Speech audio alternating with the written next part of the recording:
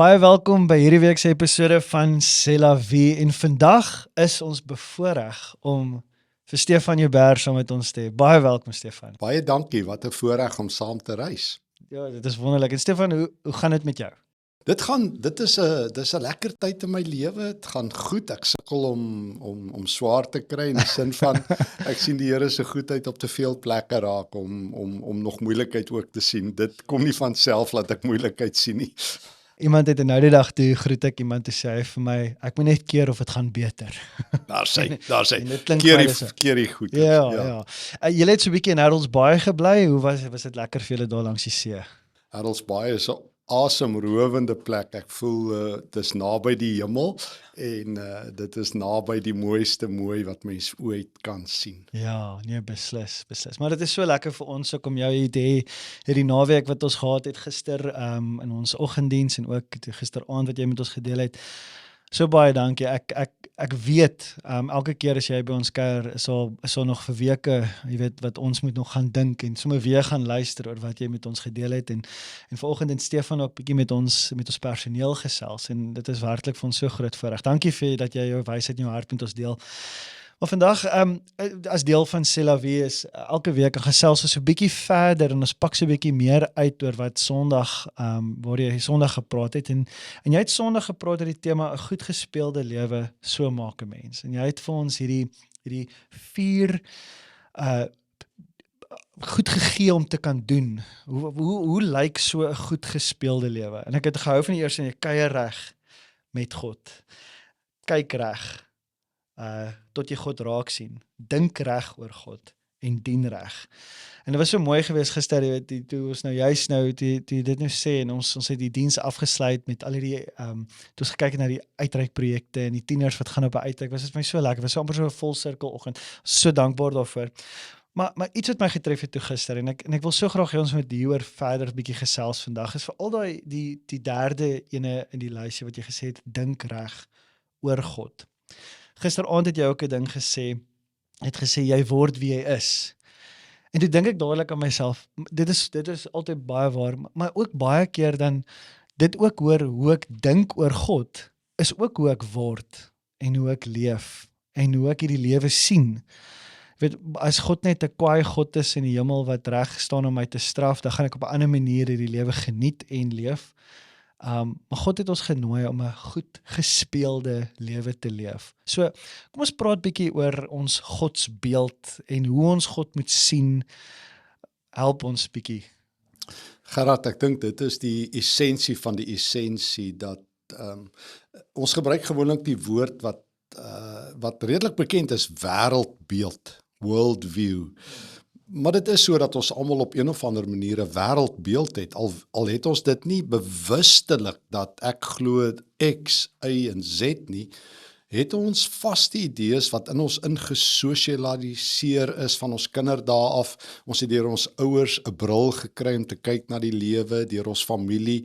Hulle praat in Engels van die significant others, die invloedryke mense in ons lewe wat vir ons imprints gegee het oor hoe moet ek dink oor God, hoe moet ek dink oor ander mense, hoe moet ek dink oor geld. En baie van die goeders het ons maar net geleer. Ek het gekyk hoe maak my pa met geld. Ek het gehoor hoe praat hy met my ma. Ek het gekyk hoe tree ons vriende op. En dit alles het bygedra tot 'n wêreldbeeld. Maar ek dink wanneer 'n mens tot geloof kom, en dit is vir my een van die kritiese dinge van die Nuwe Testament, dan is dit amper as te ware as ek na Paulus en almal kyk, asof jy moet alles herbesoek, jy word 'n nuwe mens. En dan beteken dit nie, jy laai Christendom as 'n add-on, as nog 'n byvoeging tot jou wêreldbeeld nie. Dis nie soos geloof, en ongelukkig het dit egter so vir baie mense geword. Dit is soos 'n vitamiene aanvulling. Jy weet, Christus is in 'n sekere sin nie die aanvulling nie, hy is die alternatief. Dis soos, nou moet ek al hierdie goed uit my lewe uitkry. Ek moet alles gaan herbesoek. Ek moet gaan herbesoek hoe het ek oor God gedink, oor tyd gedink, oor mense gedink, oor klere gedink, oor kultuur en alles. En die primêre is hoe verstaan ek God, wat jy tereg gesê het. Wie is God? En as ek groot geword het met 'n baie kwaai godsbeeld en ek kom tot bekering en ek laat nie toe dat die Here en deur my eie studies en nadenke ek 'n herbesoek het van wie God is nie, gaan God in elk geval altyd 'n kwaai God bly en gaan ek altyd dodge en straf en moeilikheid sien. So ek sou wou sê mense primêre wêreldbeeld en hoe jy oor God dink is kardinaal. In die Nuwe Testament het dit baie, die kompleksiteit daarvan dink ek baie eenvoudig afgebreek. Paulus deur 'n paar eenvoudige dinge wat hy in sy ingewikkelde teologie gesê het, ek is saam met Christus gekruisig, ek leef nie meer nie, ek is 'n nuwe mens. Dit het eintlik die ketting, die core business geword, dat ek in Christus 'n nuwe mens is, en dat ek vir Christus sien. Hy het dit so baie kere gesê, dat dit duidelik is dat dit Paulus se wêreldbeeld is. Ek is in Christus, ek is 'n nuwe mens, ek lewe die lewe van Christus, die gekruisigde Jesus wat nuwe lewe gee. So in 'n neutedop dink ek, was dit die groot skuwe, waar Paulus moes sê, maar my ou worldview, wat ek het van hierdie God, wat hy gedink het ook straf en reg sien en regruk en mense op hulle plek sit. Toe kom hy agter, maar Christus het aan die kruis daai geskiedenis het hy afgeskryf en hy het dit nuut gemaak. Hy het die vloek geword. Galasiërs 3. So in die Ou Testament daar's 'n vloek as jy nie die wet hou nie. Nou sê Paulus, maar Jesus het die vloek geword. En God het Jesus as 'n sondaar behandel. Nou is ek nie meer 'n sondaar nie. So hy het hierdie worldview geskuif. Ek in my kinderjare het gehoor, almal in die kerk is maar sondaars. Maar nou kom ek by Paulus en hy sê, maar Christus het vir my gesterf toe ek nog 'n sondaar was. Daar val my hele kaarthuisie toe mekaar, want ek het altyd gehoor, jy weet, ek is maar 'n ou sondaar dominee of pastoor, en nou kom Paulus sê, los nou daai taal. So die oomblik vat my godsbeeld selfs my taal. So ek kan nie meer praat soos ek altyd gepraat het, as ek anders oor God dink nie, want God het my nou, hy het in my plek 'n sondaar geword, so that I'm a sinner no more. En daarom gebruik die Nuwe Testament nooit weer die term sondaar vir 'n Christen nie. Maar ek het gedog, dis maar so 'n slogan, jy weet, ek is maar 'n sondaar. Maar in die Nuwe Testament is dit wie ek was, en nou is ek kind van God, en ek is 'n heilige. So my godsbeeld spoel af op hoe ek myself sien. Sure. Maar stel in daai wat jy nou net gesê het, jy het groot geword met 'n spesifieke manier. En baie keer dan as jy nou kom by so 'n bekering, ek dink natuurlik 'n bekering is, daar's jou eerste bekering en dan is daar 'n baie ander bekering in jou lewe. En elke keer dan moet jy ook, so jy moet eintlik weer tot bekering kom ook met na wat glo ek werklik oor God, en dan moet ek eintlik ons het nou gister na die diens gespot oor die heilige koeie wat so ingebou is en ingebore in my is, moet ek na gaan kyk en sê, maar is dit werklik wie God is? Is dit werklik wat ek moet glo van hom? Is dit die uitnodiging wat hy vir my gee? Maar dis 'n verskillike moeilike iets, want ek haal nou hier jare se tradisie en denke moet al bekeer word. En dis iets verskriklik moeilik. Jep. Ek het gister in die preek verwys, en dit sien ek by baie mense. Jy weet, mense sal sê, jy weet, ek het nie so groot geword nie. Of my ouers het my nie so geleer nie. Ons val altyd terug op ons primêre sosialisasie. En dis nice. Dis goed. My ouers het my ook mooi dinge geleer, maar as ek na die Nuwe Testament toe gaan, en hier was een van die skuwe in my eie lewe. Toe het ek agtergekom, maar hierdie populêre dinge soos, jy weet, ek het nie so groot geword nie, of my ouers het my nie so geleer nie, of mens moet leer uit jou foute, daai soort populêre segginge. As jy dit in die Nuwe Testament gaan toets, dan dra dit eintlik nie gewig nie. Hoe dankbaar jy ook al is vir jou ouers, die Nuwe Testament, Jesus sê, ek gaan 'n bietjie met die Vader praat in Johannes 14, hy gaan vir julle 'n nuwe leermeester stuur. En hy sal julle alles leer wat ek julle gesê het. So, die kerk het ook van die Heilige Gees in Hebreë iets gemaak wat die Nuwe Testament nie sê hy is nie. Hy is in die eerste plek die leermeester. En sy syllabus is Jesus. En Jesus sê, hy sal alles wat hy oor my gehoor het, sal hy aan julle leer. Hy gaan nie nuwe openbaring bring nie, so ons 'n nuwe leermeester. So, dis nie my kinderjare nie, dis nie my ouers nie, dis die Heilige Gees. En ek het 'n nuwe syllabus, Jesus. So daarom moet 'n Christen voortdurend, en dit lyk vir my is die uitdaging van geloof, wat baie ons nie voor kan sien nie. Moet ek die hele tyd my wêreldbeeld aanpas? Moet ek my lewe aan Christus kom meet? En ek dink die kerk het bang geword, want die kerk, lyk dit vir my, het Jesus vasgekeer, nou moet ek dit versigtig sê, anders te hoor ouens my verkeerd, die kerk het van Jesus net 'n verlosser gemaak. Dan oor, hy moet net die transaksie van ewige lewe beklink. As hy vir my ewige lewe gegee het ek in 'n sekere sin, baie mense het nie Jesus regtig dan meer nodig nie, want hy het mos klaar vir hulle gegee. Maar as jy die Nuwe Testament gaan lees, word Jesus maar 15 keer verlosser genoem in die hele Nuwe Testament, maar oor die 700 keer Here genoem. En die Here is die een wat autoriteit oor my lewe het. So ek wil graag eerder die Nuwe Testament volg. Natuurlik is Jesus ook verlosser, natuurlik.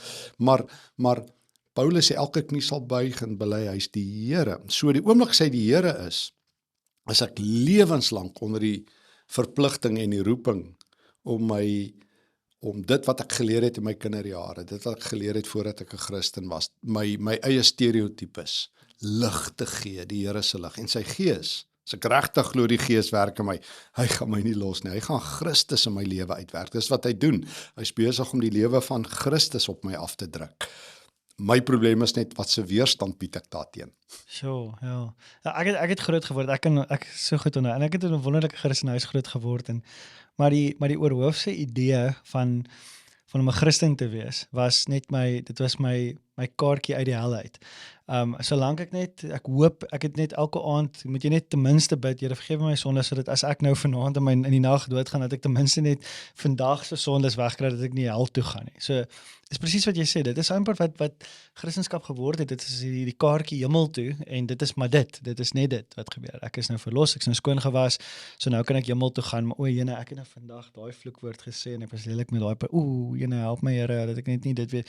En belydenis is belangrik, maar as hy net 'n verlosser vir my is, dan het ons moeilikheid, hy moet ook Here wees, en ek dink daai gedeelte is die gedeelte waarmee ons as mens verskriklik sukkel, is die buig gedeelte, ek moet buig voor my koning. Absoluut, en dit is presies dit, ek beweeg as ek, weer 'n keer, en Paulus het my die meeste daarmee gehelp, omdat Paulus soveel helderheid het, hy het sy lewe, hy het baie helderheid, clarity gehad, dat toe hy tot bekering gekom het, het hy 'n nuwe mens geword. En ek het dit nou die dag gesien, ek het so 'n kolom nog op Netwerk 24, ek het so 2 weke terug, so daaglikse kolom het ek daaroor geskrywe, dat 'n ou het my een keer ergens in die Kaap ook gevra, nou van watter Joubers is ek, want hy doen genealogie, hy werk ouens se geslagsregisters uit. Toe sê ek vir hom, ek is van die gekruisigde Joubers. Toe sê nee, maar ernstig, sê ek vir hom, jong, hierdie was eintlik 'n geweldige belangrike teologiese ding wat ek vir hom gesê het. My geskiedenis gaan terug na die kruis toe. As jy wil weet wie is ek, moet jy nie gaan kyk waar my oupa vandaan kom, jy moet gaan kyk wat het Jesus gedoen, want toe ek tot geloof gekom het, is ek saam met Jesus gekruisig, ek is saam met hom dood en ek het in 'n nuwe lewe opgestaan. So, dit het vir my lewensbelangrik geword om te weet, die kruis is my identiteit. Die kruis is nie net, Jesus gee my ewige lewe nie. Jesus se kruis is my lewe. Christus is my lewe. So, nou word ek opgeroep om my hele lewe op hom te oriënteer. So alles wat ek doen, nou 'n wêreldbeeld werk, so nou moet ek my lewe die dots begin connect. So Paulus sal byvoorbeeld, as ek nou oor geld gaan, as hy sê, gaan dink nou oor Jesus. Christus wat ryk was, het hom in jou onthaalwe arm geword, sodat jy in hom kan ryk wees. So nou hoor ek, Christus sterf nie net aan die kruis nie, maar hy gee homself. So hoe gaan my lewe lyk as ek Jesus volg? Ek moet myself gee. Of ek hoor in Filippense 2, dieselfde gesindheid moet in julle wees. I need the mind of Christ, sal een vertaling dit vertaal. Die een persoon moet die ander een hoër ag as homself. So Jesus is nie net besig om vir my ewige lewe te gee nie, dit ook, maar hy is besig om my te help, hoe werk ek met geld, hy is besig om my te sê, hoe posisioneer ek my teenoor ander mense, ek kyk op na ander mense, ek hanteer hulle met respek. As ek in 'n krisis is en ek slaan rock bottom, dan help Paulus my met 'n wêreldbeeld. Hy sê Christus sit aan die regterhand van God. Hy pleit vir jou, hy bid vir jou. As jy nie kan bid nie, as jy nie taal het nie, is die Gees besig om vir jou te bid. Nou weet ek, as ek down and out is, lights out is, my wêreldbeeld dra my. Sien net, soos jy gesê het, soos ons groot geword het, as ek vanaand doodgaan, gaan ek hemel toe nie. Danksy die Here dit uitgesorteer. Maar nou het ek 'n werkende wêreldbeeld. As ek oor geld dink, as ek oor die huwelik dink, Efesiërs 5 dan sê Paulus, jy weet, Christus is in die sentrum van 'n huwelik, né? Dan lees ek my huwelik vanuit Christus. As ek dink oor die wederkoms, as ek dink oor enigiets, dink ek Christus-sentries. Ja. Jy het vanoggend met ons personeel, het ons so 'n bietjie gesels oor Markus, en dit was nou wonderlik toe jy nou, is die eerste keer wat ek dit nou so kronologies sien, en dit was 'n wonderlike tyd saam gewees, maar jy het spesifiek gepraat oor karakter wat gebou word oor 'n leeftyd, en ek dink nou dadelik aan ook, my godsbeeld het ook baie te doen met my karaktervorming oor my lewe, en as ons nou kom ook by, ek wil jou vra, as jy so vinnig vir ons 'n oorsig kan gee oor wat jy vanoggend vir ons gesê het oor Markus se lewe, want dit sê vir ons iets ook, dat 'n duidelike verandering gekom in wie hy is as mens, en ek het 'n vermoede dit het iets te doen met hy het God begin reg sien. Ja, dis, weet jy Gerard, dis amazing as mens Markus, hy is die besbewaarde geheim van die Nuwe Testament, wil ek sê, die skrywer van die Markus Evangelie, maar hy is die hele Nuwe Testament vol, maar min mense, soos hulle sê, connect the dots. Ek het dit by 'n ou kerkvader opgetel, dat daar in Markus 14, daar waar Jesus net voordat hy gekruisig is, toe hy sy disippels gestuur het, gesê, julle sal 'n jong man in Jerusalem sien wat water dra. Die vroeë kerk sê, daai is Markus, en daai aand was hy in daai bovertrek waar Jesus die ete van die Here ingestel het, en hy het Jesus in volkleur gesien, en sy lewe verander. En net daarna is hulle Getsemane toe, en dan lees ons daar in Markus 14 vanaf vers 51, hoe Markus ook in Getsemane aankom, en as hy sien, hier's moeilikheid, hulle Judas met die soldate, en hulle vang Jesus, dan hardloop hy weg, hardloop uit sy klere uit, hy is die eerste kaalnaler, en dan, net daarna, word die Heilige Gees uitgestort, na die hemelvaart, en die koms van die Gees, en dis in die bovertrek, daar, en dit behoort, na alle waarskynlikheid, soos Handelinge 12 sê, aan Johannes Markus se ma, want ons hoor, dat sy 'n huis in Jerusalem het. Markus is dus weer op sy pos, hy het nou kaal weggehardloop, maar hy het weer aangemeld, en hy is deel van die vroeë kerk. En dan, dit was hier rondom die jaar 30 na Christus, toe Jesus gekruisig is, en dan kan mens die teks vorentoe vat, die knoppie vorentoe druk, sê nou maar Handelinge 12, in die jaar 44 na Christus, as Petrus in Jerusalem gevang word, dan bid die vroeë kerk daar in die huis van Johannes Markus se ma saam, en net daarna aan die einde van Handelinge 12, is Paulus in Jerusalem, hulle bring kos vir die arm Christene, hy en Barnabas, dan vat hulle vir Markus saam terug Antiochië toe. En dan lees ons in Handelinge 13, as hulle eerste sendingreis begin, hy en Barnabas, dan vat hulle vir Markus saam, Johannes Markus. En weer, dan dros hy op die sendingveld, Handelinge 13 vers 13. So hy is die eerste kaalnaler, die eerste droster. Paulus maak die eerste sendingreis klaar, later vat hulle die tweede sendingreis, hy en Barnabas, Handelinge 15 vers 36. En dan wil Barnabas weer vir Markus saamvat, en Paulus weier. En dan skeur Paulus en Barnabas eintlik weg van mekaar af vir altyd. Markus is ook die eerste kerkskeurder. Paulus sê net, ek vat nie hierdie ouetjie saam nie, hy is onbetroubaar. Vroeë kerk, sendingwerk is nie op 'n passasiersskip nie, dis 'n oorlogskip. En Markus gaan dit nie maak nie, hy dros. En Barnabas sê, gee hom nog 'n kans, en Paulus sê, nee. En dis hier rondom die jaar 48. En dan gaan Paulus, of selfs later, 50. En Paulus gaan dan op sy eie. En Barnabas vat vir Markus. Miskien hier rondom die jaar 60 loop ons weer van Markus raak in Kolossense 4. Maar dan is alles anderster. Hy het geleer in sy karakter, om te groei, om Christus te sien. Paulus is in die tronk as hy die Kolossense brief skryf, in Kolossense 4 vers 10. Hoor ek van Markus. Paulus sê, hy die gemeente in Kolosse moet hom goed ontvang. Markus is daar. En dan kort voor Paulus sterwe, in 2 Timoteus 4, hoor ek hoe Paulus sê, hy het alleen oorgebly, en Lukas is by hom, en sy kind Markus. Hy praat van sy kind Markus. En Petrus skryf 1 Petrus 5, en hy praat van Markus wat hy drome uit groete sê. En Dis hier die jaar 64, so ons volg Markus van die jaar 30 tot die jaar 64. En die twee groot manne sterf, Petrus en Paulus. En hulle albei gee die sleutels van die koninkryk fisies menslik oor aan Markus. Ja, dis die gees, maar ek meen Markus moet die werk verder vat en Lukas moet die werk verder vat en Timoteus. En wat doen Markus? Dan tel hy sy pen op en hy skryf 'n bestseller, die Markus Evangelie. Hy kry die verhaal by Petrus by wie hy was en hy kry die taal by Paulus. Paulus het die woord evangelion, evangelie 60 keer gebruik. Maar dit het ten minste wat ons weet 34 jaar se karaktervorming gevat om die lewe van Christus af te druk. So dis 'n leeftyd, geloof is 'n leeftyd se karaktergroei. En dan kan die Here Markus vertrou en hy was nie bekend hoe hy geval het nie. Ek het nou hierdie voorbeeld uitgelig, maar hy was bekend hoe hy opgestaan het en volhard het en gegroei het. En dit vat tyd, karaktergroei, hierdie lewe van Christus. Ons moet ook nooit te ongeduldig wees nie. Dit vat tyd om die lewe van Jesus te leef. En soos jy gesê het, hy het daar gesit, hy het Jesus gesien, hy het hom beleef, hy was aanhoudend by mense wat die goeie nuus vertel het, dit wat gebeur het, en tog in sy val het hy elke keer opgestaan, want hy het iets het gevorm in sy hart van wie hierdie Jesus is en wie God is in sy binneste, en dit het gemaak wie hy geword het op die einde, dat hy die bestseller kon skryf. En dit is my wonderlik om dit te sien, want dit is 'n storie van soveel hoop vir ons, vir almal van ons, weet ons het hoeveel keer dan val ons en dan weet ek nie hoe om dit te doen nie. Maar God is nie die God wat net kom en ons kom straf en ons kwaad is vir ons vir daai nie. Hy nooi ons op hierdie reis om te sê kom saam.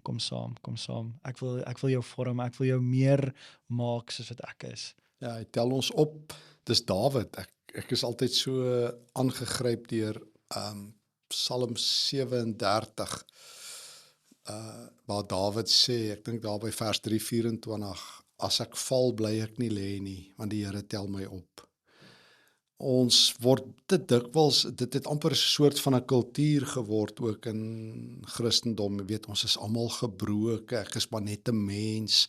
Jy weet, dit word amper so, ons almal se gemeene deler word eintlik die nuwe standaard. Ons is almal maar stikkend en ons stel die Here maar teleur. Maar dis nooit die Nuwe Testament se standaard nie. Die Nuwe Testament ontken nie dat ons gebroke is en dat ons 'n stryd het nie. Maar nooit mag ek dit as my uitkampplek gebruik nie.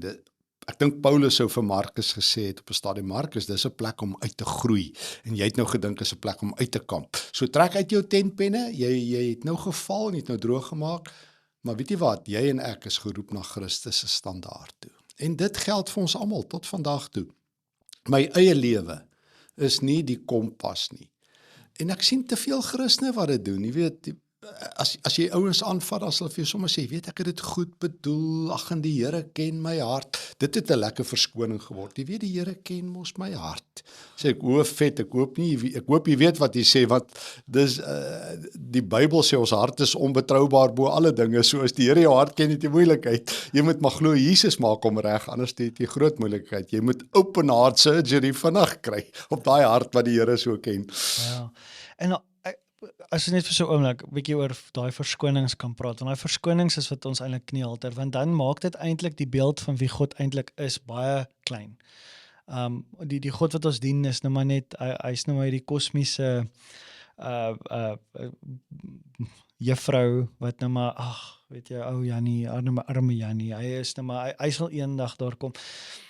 Dit maak God eintlik baie klein. Ja. As ek mag, en dalk is dit dit kan dalk baie skokkend oorkom, maar ek is in die kerk altyd geleer, ek moet my hart vir die Here gee. Jy weet, en Jesus bly my hartjie, die verkleiningsvorms, en dit het vir my baie gewonder, Jesus moet daarom klein wees, as hy in my klein hartjie bly. Ek onthou die woorde as 'n kindjie, dit by my vasgesteek. En ek verstaan die sentiment daarmee. Maar die Nuwe Testament het dit omgedraai. Die Ou Testament het dit alreeds omgedraai. Ek bedoel, die groot Esegiel in hoofstuk 36, of Jeremia in sy bekende Jeremia 31, het die Here gekom en sê, ek sal vir julle 'n nuwe hart gee. Dis asof die Here, dis nie, ek gee my hart vir Jesus nie. So daai beeld van, weet die Here is nou maar verleë, en die enigste blyplek wat ek kry is my hart. Ek dink ons moet die Nuwe Testamentse taal gebruik en die Ou Testamentse taal. God kom gee sy hart in ons. En daai nuwe hart het Jeremia gesê, dit sal maak dat ons God ken.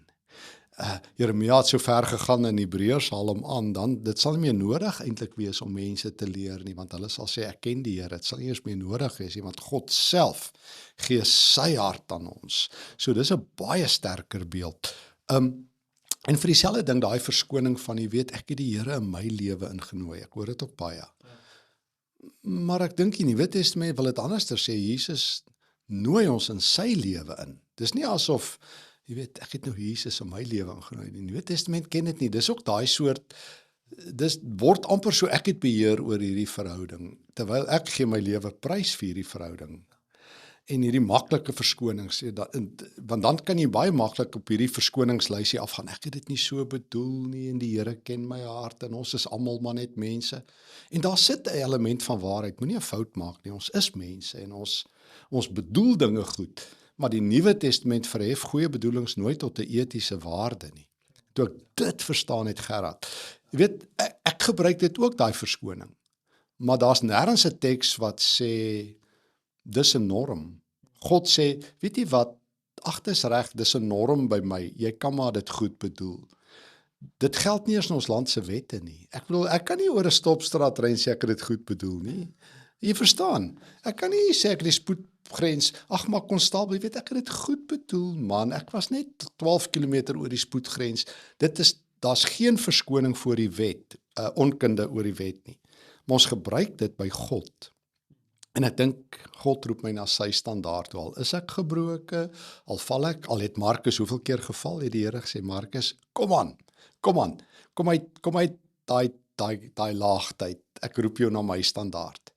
En hy het dit reg gekry, sy karakter is gevorm deur hoe hy gegroei het, nie hoe hy gelê het nie. Ja, so. En dis asof hy 'n paar bekerings gehad het, 'n paar keer bekeer het van waar hy was, tot, ek verstaan nou hierdie anderste, ek moet nou anders leef. Want dit is wat ek so gehou het van, jy word wie jy word wie jy is, maar jy word wie jy dink wie God is ook. En dit is, ek dink, presies wat met Markus gebeur het. Hy het begin raak sien, ek het nou hier geval, maar ek staan nou op, want ek sien iets, ek sien 'n ander angle, om het so te sê, van wie God is en wat hy my na toe roep, van wie ek moet wees. En as ek daai uitnodiging nooi my na 'n dieper karakter, 'n groter karakter toe. Ja. Jy het dit baie mooi gesê, ek groei na hoe God hom ook dan presies aan my bekend maak. En Paulus het nie 'n grappie gemaak toe hy in 2 Korintiërs 3 vers 17 en 18 gesê het, die Heilige Gees is besig om ons te verander van doxa na doxa, van heerlikheid na heerlikheid. So God self bring die verandering. Nou ja, dit werk nie outomaties nie, maar Paulus wil vir ons die punt maak, jy moet weet, as jy in God se hande is jy in die verandering van jou karakter.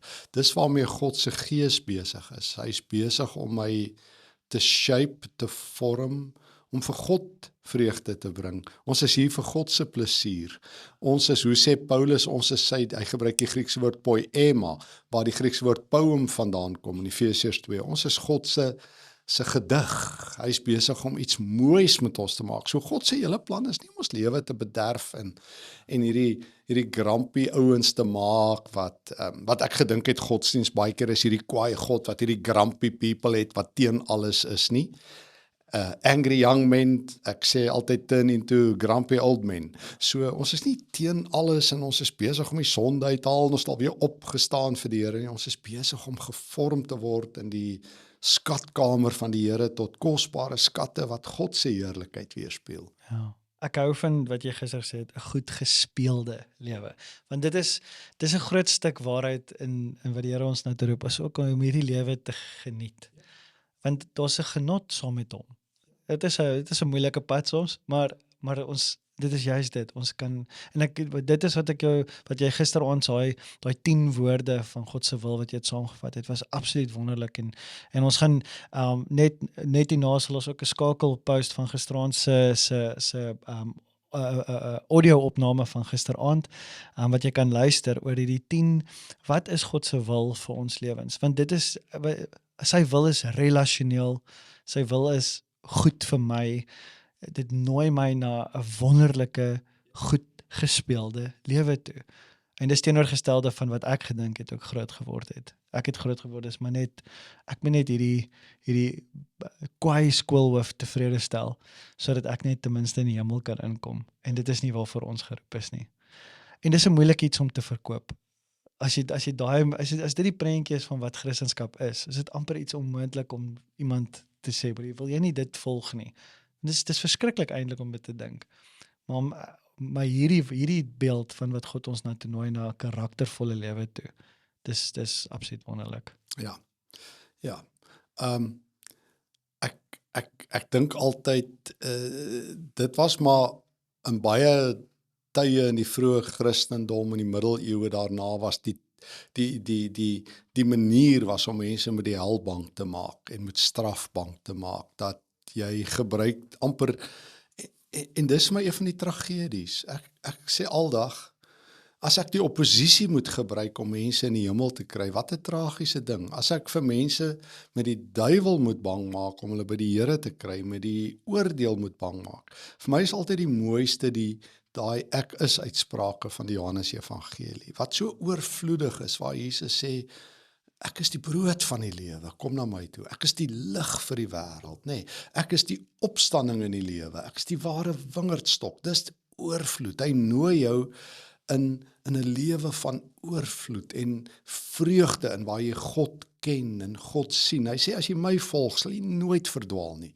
Die lig vir die wêreld. En hy sê, ek is die goeie herder. As jy agter my aankom, ek sal jou oppas. Ek gee my skape die ewige lewe. Niemand sal jou uit my hand ruk nie. Ek meen, waar wil jy meer oorvloedige vreugdebeelde hê as in die Johannes Evangelie se Jesus wat net kom vir jou. Hy kom vir jou, maar hy kom met genade. Die ou dae het gedink sy vir my kom hy met 'n rottang. Nou hoor ek, hy kom met 'n handvol genade. En hoe Johannes Evangelie begin, in hom is daar lewe. En dit in oorvloed. En dis vir my die wonderlikste uitnodiging, want in hom is daar lewe. En dit is die soeke na die mens. Ons wil die lewe geniet, the pursuit of happiness. Dit is in hom en net in hom. Baie dankie Stefan. Dankie dat jy saam met ons tyd spandeer het en dankie dat jy saam met ons gereis het hierdie naweek. Is altyd lekker en ons dink ons sal jou maar weer iewers vra in die toekoms. As jy sal wil kom. Dit was 'n super voorreg, Gerard, vir jou en Koos in die span. Wat 'n voorreg om in 'n gemeente te wees en saam met julle waar mense diep dink oor hulle geloof.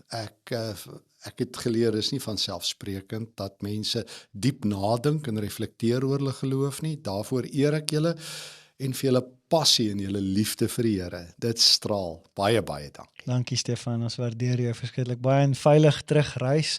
Dit is altyd hartseer om weg te vlieg uit George, ons weet, maar ons sal jou weer nooi. Baie dankie dat jy ingeskakel het by vandag se episode. En mag julle verder gesels in julle groepe oor hoe om hierdie lewe te leef. Hoe kan ons leer by Markus? Hoe kan ons hierdie lewe, 'n goed gespeelde lewe leef? Geseënde week vir jou verder. Onthou, eerskomende Sondag, ons nuwe reeks wat ons begin, die Evangelie volgens Moses. Lekker week vir jou verder. Totsiens.